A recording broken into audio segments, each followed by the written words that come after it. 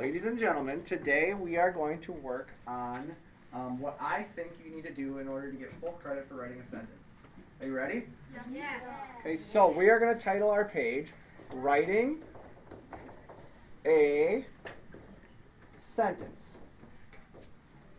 And yesterday we talked about the 5 parts, at least in my opinion, that are needed in order to have a quality, complete sentence. There were 5 different parts. I'm going to list all 5 parts to writing a complete sentence, and then we're going to talk about each of the 5. Are you ready? Yeah. Part 1, you need to capitalize, or you need to have correct capitalization. If you have correct capitalization, that's one of the 5 parts that would be good to go. 2, you need to have correct punctuation. Part 3, every sentence must contain a subject. Part 4, every sentence must contain a predicate. And part 5, every sentence must contain a verb. You guys remember that from yesterday? Yeah. So if you have all 5 of those present in your sentence and they're correct, you're good to go. The overlying factor of all 5 of these would be spelling. Since you have a $700 piece of equipment in your hand given to you by the school, should you be able to spell things correctly? Yes. Since you have like almost any dictionary you want at your fingertips. Mm-hmm. So spelling is going to be critical. I think this is the class yesterday we talked about spelling. Do I accept the excuse autocorrect did it? No. That's not an excuse. Okay. So now let's talk about each of the 5 parts, and we'll start, I'm just going to draw a little line here. We'll start with capitalization, and what exactly are you referring to, Mr. Pottinger, when you talk about capitalization? Well, a couple of things. Letter A, when I'm referring to capitalization, I'm referring to the beginning of a sentence. Does the beginning of every sentence have a capital letter? Yeah. Yes or no? Yes. Yes. That's something you learned long ago, right? Yeah. Okay. B. Do you guys know what a proper noun is? Yeah. A proper noun, it sounds like most of you do, a proper noun would be a specific name of something. Like Jakai, like Emma, like Madison. If we're specifically referring to the name of someone, we're using their proper noun, we have to capitalize that. Right? Mm-hmm. Okay. Oak Point. Are we specifically referring to Oak Point? Yes. Therefore, is it capitalized? Yes. If we were just talking about school, do we capitalize school? No. We didn't specifically tell what school we're referring to. And the last thing that we need to know is that the letter I, when by itself, should always be what? Capitalized. Capitalized. I know this is driving Mr. Walker crazy as your language arts teacher. He's seeing a lot of lowercase i's. Last thing I'm going to say, I think I said that before, but I'm going to add one more. Do not capitalize randomly.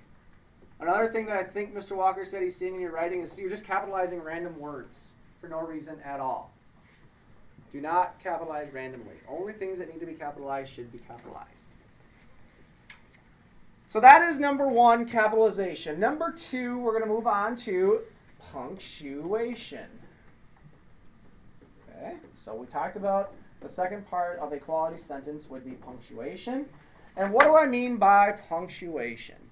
I mean that every sentence ends with a punctuation marker of some kind, right? A punctuation mark of some kind. So you must end every sentence with punctuation. That is like what I'm going to be the most concerned with, is that you actually end every sentence with some sort of punctuation mark. Within sentences, do you have to punctuate sometime? Yeah. Yes or no? Yeah. So punctuate within sentences. Unless it's super obvious, I'm not going to be super picky on your punctuating within sentences. But that would include things like commas, apostrophes, and things like that. Again, I'm not going to be super picky about that. I'm going to be extremely, extremely picky about end punctuation. If you don't have it, it's wrong. No questions asked. Okay. Number 3. We talked about every sentence having a subject. Every sentence must have a subject. And the subject of a sentence is pretty simple if you just think of 2 words. Who are you talking about? If there is no who that you're talking about in your sentence, there's got to be a what. Who are you talking about? What are you talking about? Every sentence that you read, if you said, who are we talking about, you should be able to answer it unless they're talking about a what. So when you look at a sentence, say, who is that sentence talking about? If there is no answer, say, okay, what is that sentence talking about? There's always a who or what, and your who or what, my friends, is your subject. So every sentence you write should start, well, it doesn't always have to start with, but every sentence you write should have a who or a what in it. Am I making sense? Yeah. Okay. Number 4. I'm trying to make this as simple as I can. Number 4 is predicate. The predicate really does one thing. The predicate tells about the who or the what. And again, the who or the what is what? Subject. The subject. So the predicate tells about the who or the what. So I'm going to give you a couple of examples while you catch up. I'm going to say something like, Michael is good at math. You're welcome. Michael is good at math. Who am I talking about? Michael. What about him? He's good at math. So the subject is what? Michael. He's good at math. And what's the predicate? Good at math. He's good at math. So what about Michael? He's good at math. So if you ask the question, what about it? What about Michael? He's good at math. The desk is rectangular. Who am I talking about, you guys? Nothing. Wait a minute. Am I talking No about one. anybody? No one. The desk is rectangular. Who's the who? There is no who. It's a desk. What am I talking about? The desk. Is that the subject? Yes. What about the desk? It's rectangular. Is that the predicate? Yes. Oh my God. Is that simple? Yes. Give me a subject, give me a predicate. Last thing would be a verb. And the verb is the action of the sentence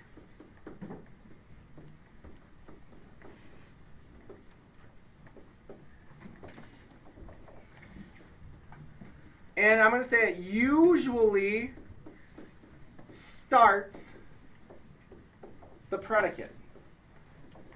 It usually starts the predicate.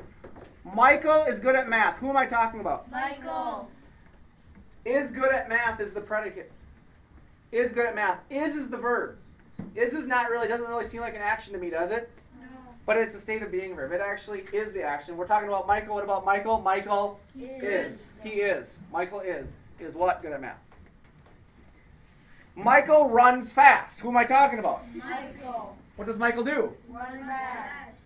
Okay, so what about Michael? He runs fast. What's the verb in that case? Michael. Michael runs fast. What's the verb? Run. Runs. So in that case, it's pretty easy because you know verbs are actions. They're not always actions as like something you can physically do. Is a very common state of being verb. So I'm going to give you one more example before I shut down the video for the day. I'm going to give you a sentence. Mr. Nor is our principal. He sure is. Okay, ready for the quiz? Yes. Mr. Nor is our principal. Can somebody tell me the subject, Tate? The subject is Mr. North. Who are we talking about, Tate? Mr. North. So he is the subject? Yes.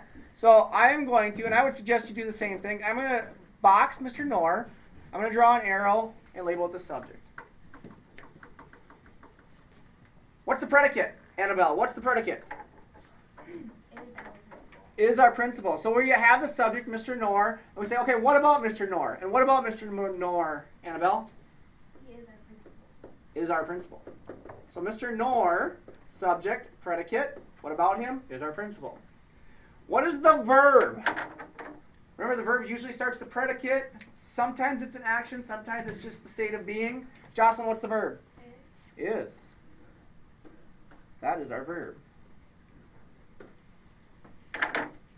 We have capitalization at the beginning of the sentence, like always, right? Yeah. Did I capitalize the M in Mr.? Yeah. Should I capitalize K for Nor? Yeah. Because what kind of noun is it? Proper. What kind of noun is it? Proper. What kind of noun is it? Proper. It's a proper noun. Okay, what did I forget to do at the end of the sentence? Punctuate. I didn't punctuate. Should you always punctuate at the end of a sentence? Yes. If you don't, it's wrong. Make sure you punctuate. Do you notice another spot in this sentence in which I punctuated?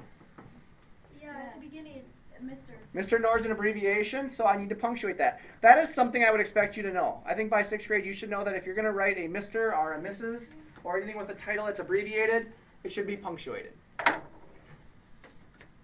Questions on what I would expect from you in writing complete sentences?